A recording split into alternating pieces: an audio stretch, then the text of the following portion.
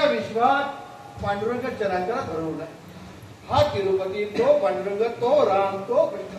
हा भेदभाव आम्ही कधी मानत हो म्हणजे आणि मानूही नाही. अहो बालाजीच्या रूपात सुद्धा आमचा पांडुरंगच दिसतोय. माऊली, तुम्ही म्हणताय की बालाजीच्या रूपात तुम्हाला पांडुरंग दिसतोय, असं कसं होईल?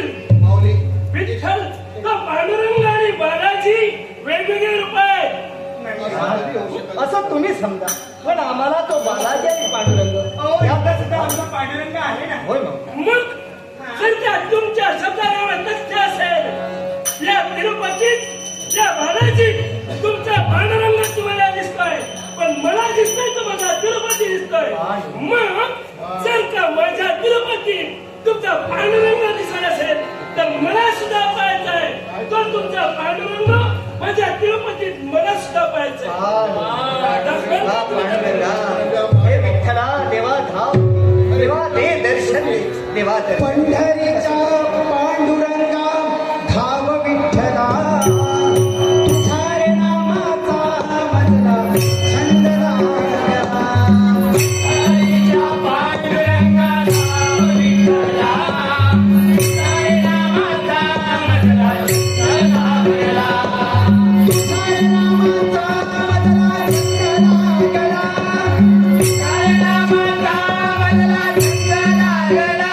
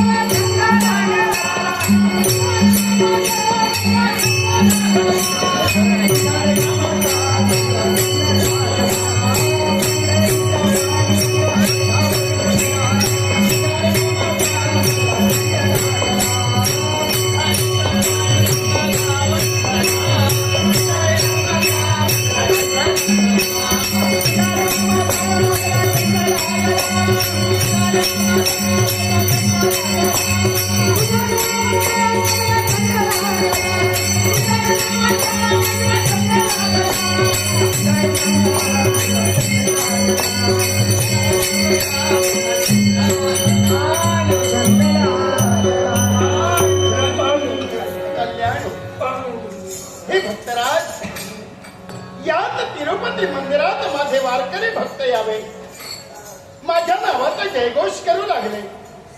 आणि ज्यावेळी तुझं येणं झालं त्यावेळी तुझ्या मनात प्रश्न उभा राहिला की पंढरीचा पांडुरंग हा पंढरपूर क्षेत्रादैत माझा देव तिरुपती आहे. आणि जर खरे तुम्ही विठ्ठल भक्त आहात तर यात माझ्या तिरुपतीच्या मूर्तीत मला विठ्ठल दर्शन दाखवा. सत्य देवा भावाचा भूकेलाय, भक्तासाठी देव कुठूनही कसाही येऊ शकतोय. मग तोच पंढरीचा पांडुरंग या तिरुपती मंदिरात या मूर्तीत तुला दिसला ना. पण भगवान, आज माझ्या तिरुपतीला पंढरीचा पांडुरंग मला दिसला. भावभक्तीच्या प्रेरणेने देवाला आत्मसात करता येतं. त्याचप्रमाणे आज या सर्वांनी भावभक्तीची ज्योत जागविली आणि भगवान तुझं रूप आम्हाला दर्शन दिलं.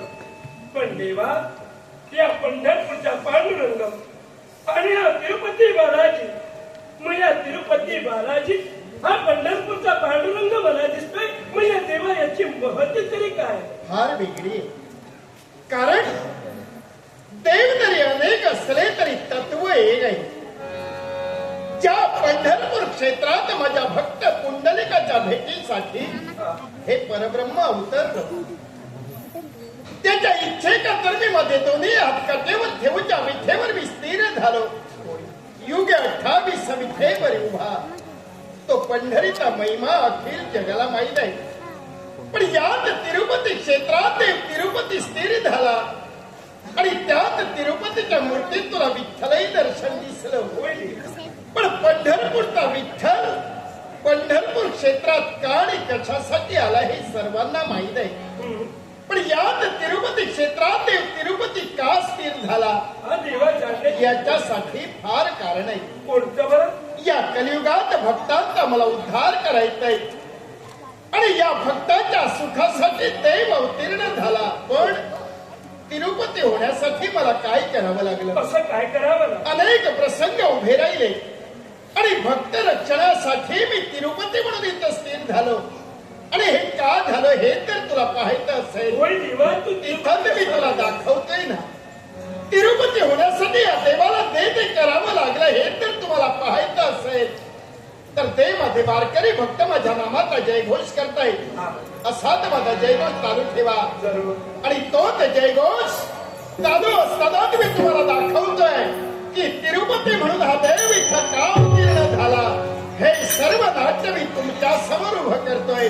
माझा आशीर्वाद तुम्हा सर्व भक्तांना करा. माझ्या नावाचा जयघोष. संतांची पुण्यभूमी पंढरपूर नगरी भक्तासाठी देवधामला पांडुरंग हरी. पुंडलिकाची भक्ती पाहुनी मंत्रमुग्ध झाला.